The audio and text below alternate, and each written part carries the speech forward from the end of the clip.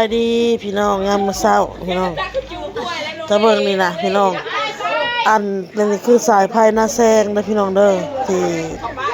ที่เขาเจ้าเอาลงหั่นนะเอาลงมาแล้วก็เสื่อมสกโมแบ่งไงทั้งหัวเฮือนอ้นนี่แหละ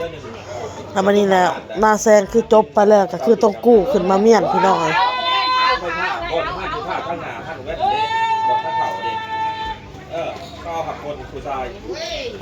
เฮ็ด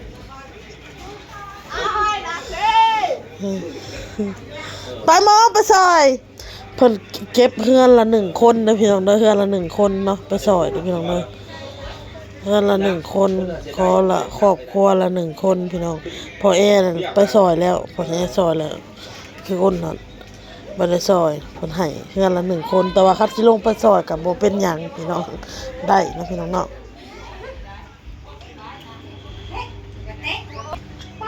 โมตุ้ยลูกมึงลงเลยนี่ตุ้ยลงเลยนี่ตุ้ยนี่ลงไปหาผู้เฒ่ามัน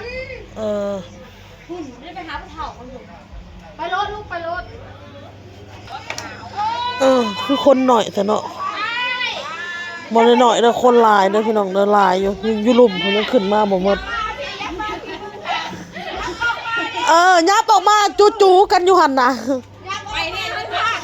เด้บอกโมไปซอยเลยเด้อเด้เฮือนถ้าเฮือนข่อย2คนเด้อ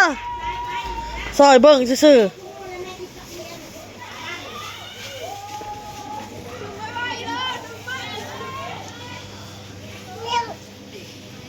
ไปโต้ก็สิไปซอยเด้อพี่น้องเด้อโต้ก็สิซอยโต้ก็สิไปซอยบัดนี้บ่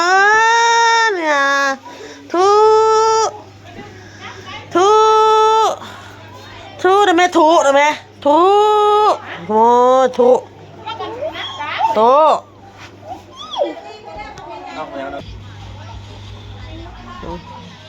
อุ้มเดียวแล้วคุณ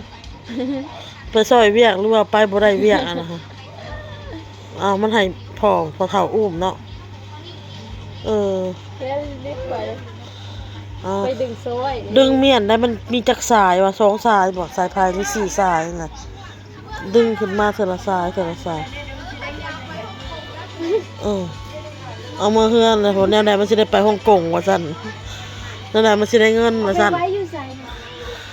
ลำพี่น้องว่าหยอกกันเด้อพี่น้องเด้อจะเอาไปใส่เขาถามเพิ่นว่าเอามาเฮือนพุ่นได้มันสิได้เงินว่าว่าในนั้นล่ะเขาจะไปฮ่องกงว่าซั่นม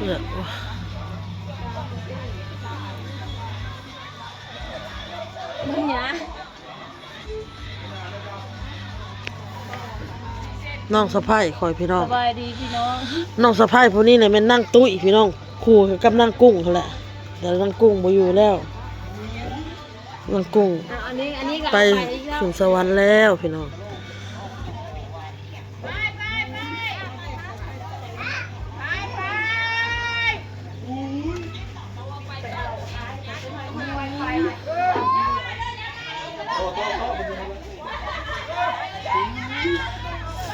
แสงเอาดึงแห้ง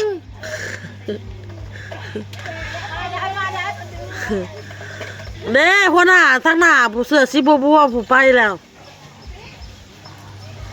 ดึงขึ้นมาตะเซ่ไปได้พี่น้องเลยเจ้าไปยังเจ้าไก่ของพี่เลยมาอยู่แตวไปเวียกแตวมาลากเสื้อสายบอกท้อง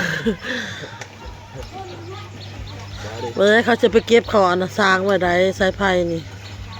ไปก็ไว้แล้วก็ห่อนยามหน้าแซงแล้วก็แก่ไม้เลยงามมาเท่าอยู่ไหนเนาะบอกเวที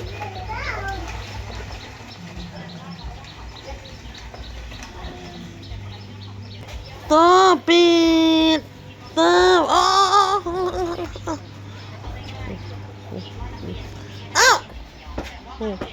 กินข้าวอิ่มแล้วพี่น้องพนั่งใบบุญเลย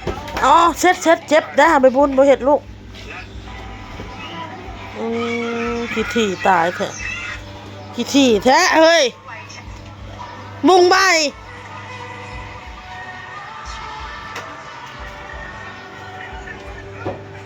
ขี้ถี่โตๆนะลูกเนาะขี้ถี่โตๆบ่ลูกขี้ถี่จะบ่ลูกเบิ่งเลยพี่น้องลูกข่อยโอ้ยเฮ้ย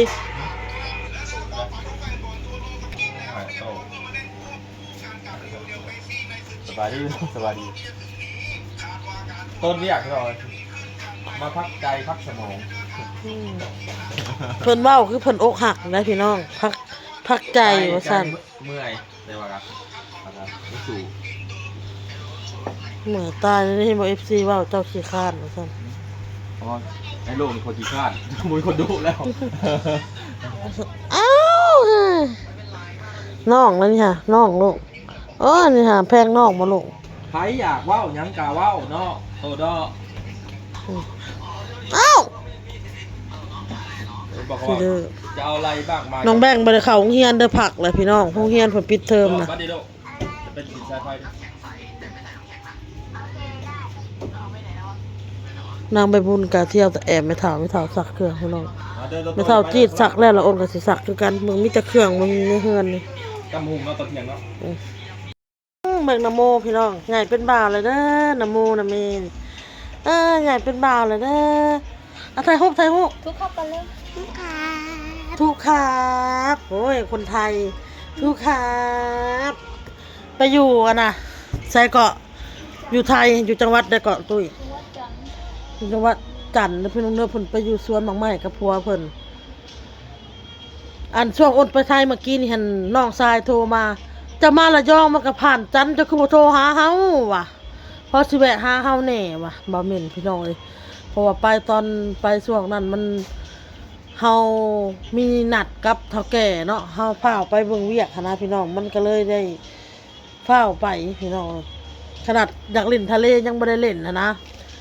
อันได้ลงน้อยเดียวไปอย่างน้อยเดียวก็ไปพี่ขากลับมาพี่จะได้เล่นเด้อพี่น้องเนาะขากลับมาจะได้เล่นเนาะพี่น้องเนาะเล่นน้ำทะเลหากไปอยู่จันทร์ได้ไปบ่เลยทะเลเนาะฮะ ก็มีเวลา บ่มีเวลา อยู่ใกล้ทะเลแต่แท้ๆบ่ได้อันไปเล่นทะเลพี่น้องนางตุ้ย เรื่องเช้ามัดหันหน้า เอาโต้ก็อยู่กันป้าเพิ่นเด้อพี่น้องเด้อเพิ่นป้าเพิ่นเอาไปเล่นอยู่พุอยู่เฮือนพุพ่อเพิ่นก็ลงหลุมใหญ่เป็นบ่าวเลยเด้อนโมพี่น้องใหญ่เป็นบ่าวเลยเด้อร้านข่อยเฮ้ยกินดีๆกินดี